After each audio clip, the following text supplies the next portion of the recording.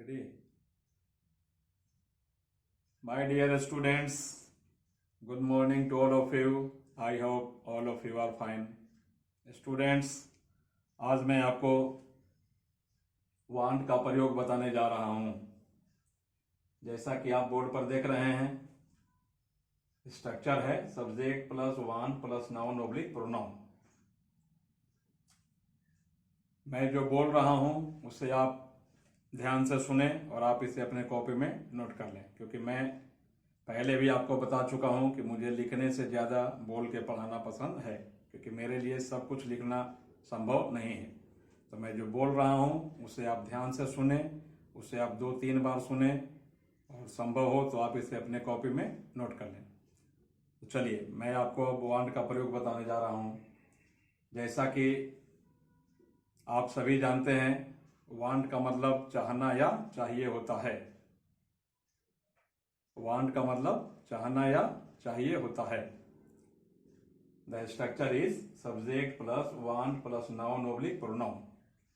और जैसा कि आप यहां देख रहे हैं, वांट के बाद सिर्फ नाउन और प्रोनाउन आता है। यहां देखिए टिप्स। टिप्स का मतलब है नोट। इसे ध्यान से देखें, मतलब इस पर ध्यान दें। वांट के बाद सिर्फ नाउन और प्रोनाउन आता है। एग्जाम्पल, मुझे कलम चाहिए, तो मुझे पर 1 नंबर, चाहिए पर 2 नंबर, कलम पर 3 नंबर। तो मुझे को क्या बोलते हैं? आई, चाहिए को वान, कलम को पेन। अब आप सोच रहे होंगे कि यहाँ पेन के पहले ए का प्रयोग क्यों किया गया है? तो चूंकि कलम जो है, पेन वो काउंटेबल है, तो काउंटेबल नाउन से पहले ए का प्रयोग किया जाता है। I want a pen. Now take a look here, मुझे आप चाहिए। अब आपको मैं बता दूं कि इस तरह का सेंटेंस कब बनता है। तो पति पत्नी के बीच किसी बात को लेकर विवाद हो गया, तो मामला चला गया कोर्ट में। तो जज साहब ने पूछा पत्नी से कि बताओ आपको क्या चाहिए। तो पत्नी ने पति से कहा, पति ने ब्लैंक चेक दे दिया अपनी पत्नी को। तो पत्नी से पूछा गया कि आपको क्या चाहिए। तो जब पति ने पत्नी से पूछा कि आपको क्या चाहिए, तो पत्नी ने बोला कि मुझे ब्लैंक चेक नहीं चाहिए, मुझे सिर्फ आप चाहिए। तो देखिए उसने क्या कहा। उसने कहा मुझे आप चाहिए। तो मुझे पर 1 नंबर, चाहिए पर 2, आप पर 3। I want you. जैसा कि आप यहाँ देख रहे हैं कि वांट के बाद सिर्फ नाउन और प्रोनाउन आता है। तो I want a pen. Pen क्या है? नाउन है। और यू क्या हो गया? प्रोनाउन हो गया। तो चलिए अब मैं आपको बताता हूं कि वांट का प्रयोग कैसे करना है।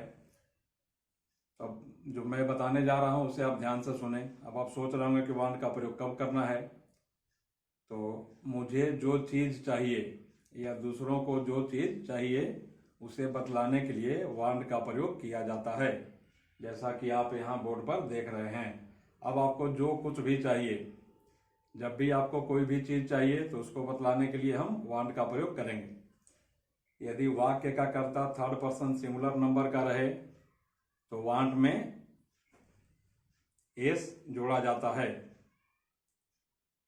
जैसा कि आप जानते हैं कि यदि वाक्य का कर्ता थर्ड पर्सन सिंगुलर नंबर का रहे तो वर्ब भी सिंगुलर होना चाहिए। तो वर्ब में जब एस और ईएस जोड़ा जाता है तो वर्ब हो जाता है singular.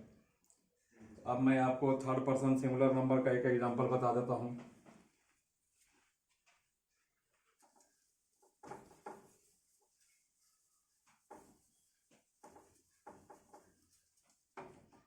Now take a look here. I, we, you, they,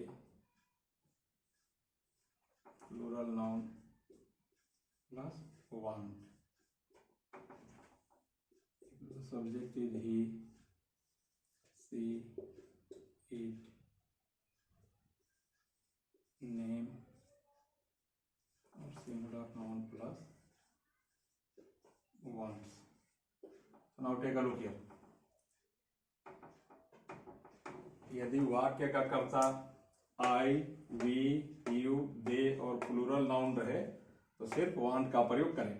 यदि वाक्य का कर्ता ही, सी, इट, नेम और सिंगुलर नाउन रहे तो वांट्स का प्रयोग करें। अब मैं आपको सेंटेंस बना के बताता हूं।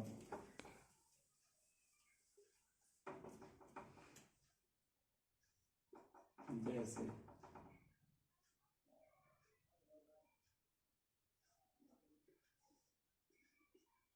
राम को मोबाइल चाहिए। द सब्जेक्ट इज राम को चाहिए पर 2, मोबाइल पर 3। Now take a look here. Here the subject is Ram. Ram wants a mobile. Ram जो है वो थर्ड पर्सन सिंगुलर नंबर है, तो यदि वाक्य का कर्ता थर्ड पर्सन सिंगुलर नंबर का रहे तो वांट्स का प्रयोग करें। तो स्टूडेंट्स, मैं समझता हूं कि आज आपको वांट का प्रयोग अच्छी तरह समझ में आ गया होगा।